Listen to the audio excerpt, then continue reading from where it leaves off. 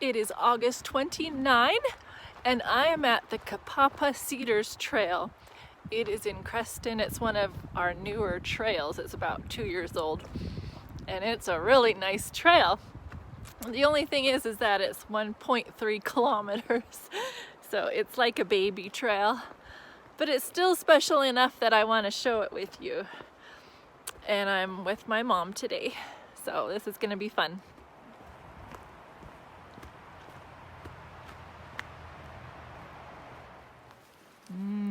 Huckleberries on this trail. Did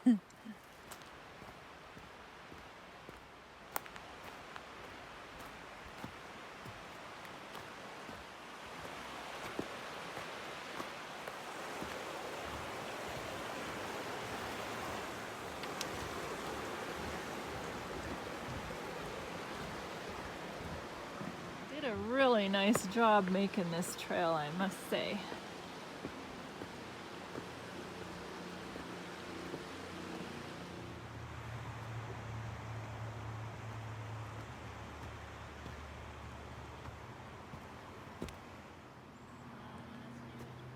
Yeah. Huge trees in here.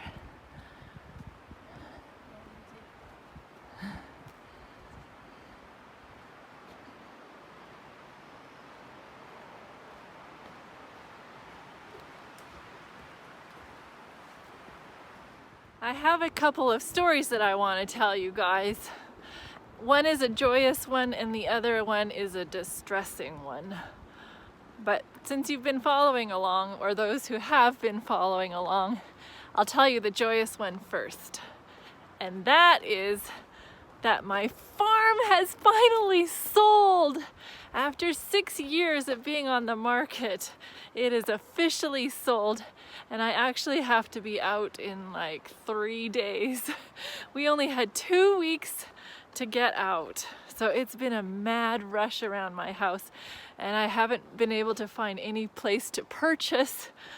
So we're gonna put all our stuff in storage and stay with my uncle for a while, my aunt and uncle.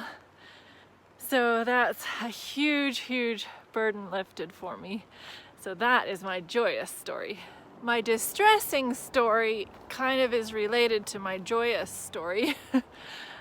So we were house hunting, my family and my aunt and uncle, because my uncle's really good in carpentry and stuff, so I wanted him to look at some houses to see what he thought of them. And so as a reward, I bought them all an ice cream. And then we went into a quaint little shop just to look around, wasn't gonna buy anything.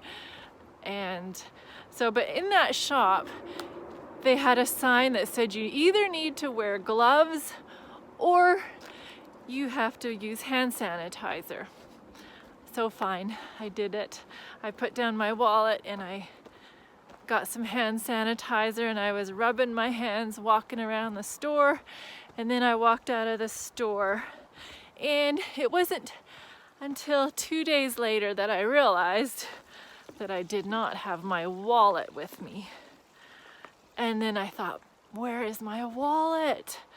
And then I thought back to where I was and I realized that I had left it there on the table. So I called the store, said, did you pick up my pink wallet? No. Nobody's turned it in? No. And so my family went back there a few days later, also asking, gave them my phone number, but nobody's turned in a pink wallet. And the distressing part is that it had hundreds of dollars in it, like hundreds. I am just sick. Thankfully, I keep my ID and stuff in another wallet. I have a cash wallet and then a card wallet. But oh, I am just so sick about it. So let that be a lesson for you. COVID got me. It really got me.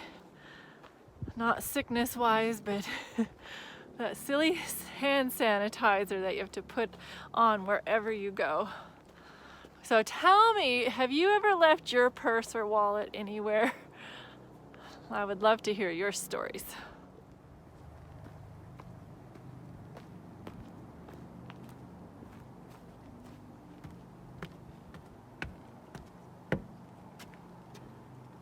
What you see, Mother? She's like the little tour guide. Oh, some Devil's Club in bloom. Or not in bloom, in seed. Well, what I wanted to talk to you guys today about is that God gives everyone talents. Although being absent-minded like me or easily distracted is not one of my talents. But talents come from God. And Jesus tells a parable about people receiving talents. One guy was given 5 talents, and another guy 2 talents, and then another guy 1 talent. And so the people that got the 5 and the 2 talents, well, they doubled their talents. But the guy with the 1 talent, he just buried it. He didn't even use his talent at all. Well, God wasn't very happy with the guy who was afraid and just buried his 1 talent.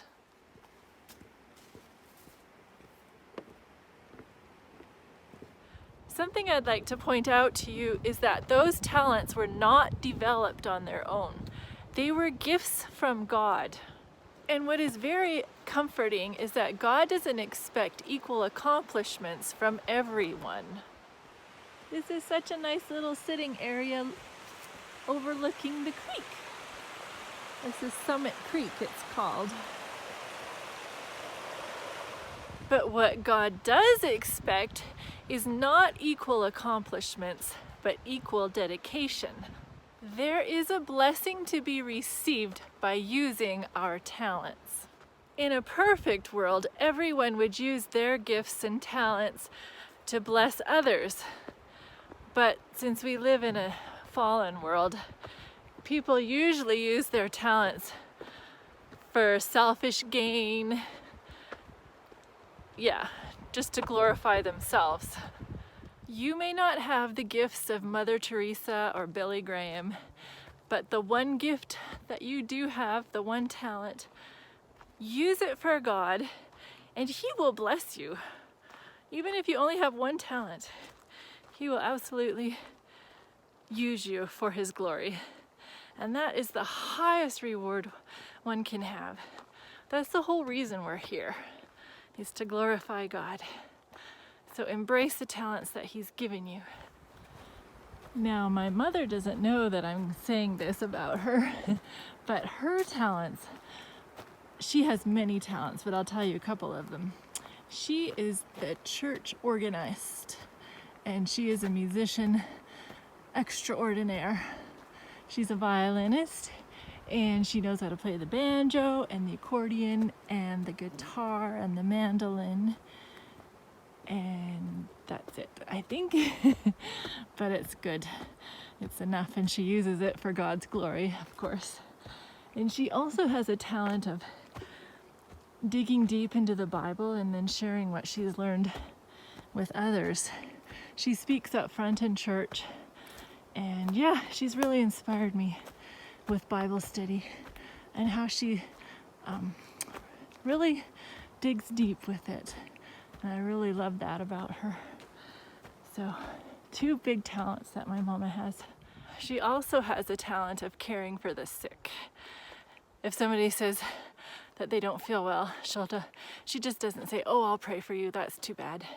She actually researches what can be done to help you. And she is proactive in trying to bring relief. She should have been a nurse, not me. That is definitely a gift of hers as well.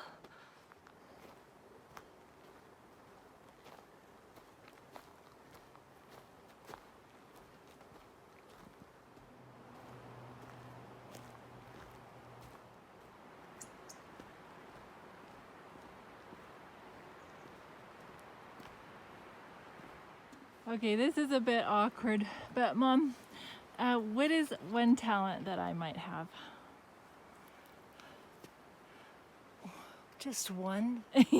Yes. You are a bubbly, happy person and great musician. Oh, thank you. Do I use it for God, would you say? For sure. A lot. All the time. Okay, good. The reason I did that was for a bit of role playing for you. What I want you to do now is go ask a loved one what they see your talents as being. And then I want you to write it in the comments and share with me what your talents are. I would love to know that about you. And if you don't have any loved one close by to ask, then you just tell me yourself what you think your talents are. And I would encourage you to use them for God, because that's the most rewarding. Don't bury them, don't be afraid, but invest in them. And yeah, God will bless you abundantly. I'm loving these monk's hood. Good signage on the trail. You surely won't get lost on this little trail. You just can't imagine how excited I am that my place has sold, like a huge burden lifted. So I am gonna have so much more time to explore. And if this COVID ever lifts, look out. I am going places. Anyway, thanks for sharing my joy with me. Well, this Kapapa Cedars trail is a 5 out of 5. For a cute little trail, you can't beat it. And maybe I'm biased because it's near my hometown. But yeah, you must come on it. Extra special. Until my next epic adventure, and it will be an epic adventure, I feel. I'm hoping. Assalamu alaikum, shalom, peace.